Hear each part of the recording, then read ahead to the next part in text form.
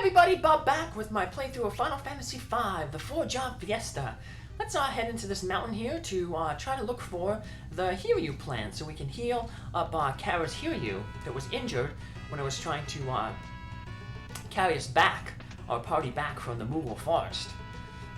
So this plan is like a cure-all for the hiryuu, but for some reason they're not flying out here to eat it. So looks like we're gonna have to go march through and find it. So this is a common group that we're gonna run into a lot in this area. So got the zombie dragon back there. They are weak to the Requiem spell, the one spell that we just learned. And because they're undead, you can also hit them with Lenna's heal staff. Now the other one's the Sting Eagle there on the top. It has really good evasion, like 50% evasion. So that's kind of hard to hit, so you might want to use magic to take it out. Both of the Sting Eagle and the Drippy there, the kind of goblin guy on the bottom, they are both susceptible to being charmed by the charm dance, the bard, or the charm song that the bard does. However, you might not really want to do that because the Drippy, when it's charmed, it has a chance to cast this time magic spell called Reset, which basically resets the battle and puts you back at the beginning again. So say we charmed him right now, that Drippy might cast that spell and we'd have to do everything that we just did all over again. So you can learn the magic hammer ability from them though. So that's another blue magic spell. We're gonna get rid of that Drippy. See, we accidentally charmed him. We accidentally charmed him with whatchamacallit, Galuf's dancing dagger there. Luckily, he didn't cast that reset spell, and instead he took out the Sting Eagle for us. So that was good. Oh, now we charmed him again with Faris's the Lamia harp. Not good, but that's okay. Angels will take him out with the sword. Faris mastered the job now. So yeah, Faris has mastered job. When you master a job and you look at the job on the select screen, it'll have like 3 stars above it. So we're gonna turn Galuf into a bard here now. That way we'll have 2 singers, and we'll turn Faris into the samurai. See how Faris has the 3 stars above. So now we're just gonna try to keep I said we're going to eventually try to... We'll keep Angels as a knight until he finishes that job, and Lenna is the red mage. So... swap around some equipment there. Give everybody that need Angels the elf coat so we can evade attacks easier because he's in the front row. Alright, this mountain's going to be a little bit longer than the North Mountain, the one in the Angel's World. And there's a few interesting things that you don't want to miss in here, so I'll point them out as we get to them. So most of the treasure is out in the open, but there is 2 things that are easily missable. One is an enemy, an encounter, and the other is this the best armor defensively in the game, the bone mail. There's a bunch of bones coming up in one of the outdoor sections, and you have to search the one pile to get the bone mail. The bone mail gives a lot of resistances. It prevents a lot of like status effects like death, being removed from combat, but it comes with the negatives that it makes you weak to fire and you can't use healing abilities. So there's the bone mail we found on those pile of bones. It looks like we got a dead end here, both outside and inside. So you just gonna walk here and you end up falling in a hole. Hit through this door and there'll be a button. We press that button and that opens the way outside, and then we just loop around and we go through that closed door up there on the top. Now that enemy encounter I was talking about, after this area where we just we cross this little bridge that we made, after we get through there, from now on we can start running into this new encounter once you get outside this cave here. Basically what it is it'll be an encounter with there'll be a golem monster. Sometimes he'll just appear by himself and he'll hit you and then he'll run away. The counter that we are looking for, though, is when the golem appears with 2 monsters. It'll appear with one of those dragons, and then another monster we haven't seen yet, this bone dragon.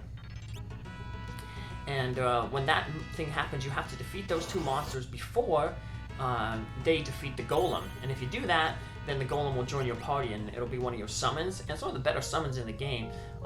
Creates like a physical wall, and it absorbs a bunch of damage for your characters. But once again, we won't be able to use it, but I know I had some of them in, I think, 2 years ago, my Final Fantasy job Fiesta. So check it out, Prince Sarissa's playthrough of that. So yeah, once we get to the outside here, we're going to try to farm that encounter. We're going to walk around here, there's a few more enemies you also missed, like this cat, the Lycaon. They usually come in groups of either 1 or 5. So, susceptible to the charm spell, also susceptible to fire.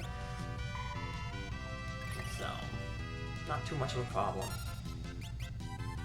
So the worst part is, you know, that when there's a whole bunch of them, because individually they're weak like that, but when you have 5 of them, yeah, it could be a problem. See, this is the scene, this is the area we can start running into. You could have run into the golem earlier, but he'd only appear by himself. It's only at this area here where you get into the fight where you'll have the golem, he'll be on the left side of the screen, and then you'll have one of those dragons, the bone dragon there on the left, and one of those zombie dragons there. And they'll turn around and they'll try to defeat the golem. If you just gotta make sure that you'll defeat the golem, and then you can win him. Now, if the golem does get defeated, you can just keep walking around here. It doesn't mean, you know, thing's over. You can just keep walking around and try to get the fight again. Because I had that happen when I had my Berserker Fiesta. The Berserker is a job that just attacks and does a lot of damage. Since he can't control who it attacks, it ended up, my Berserker ended up attacking the golem and beat the golem, so I had to farm the battle again a few more times. Alright, that group is done.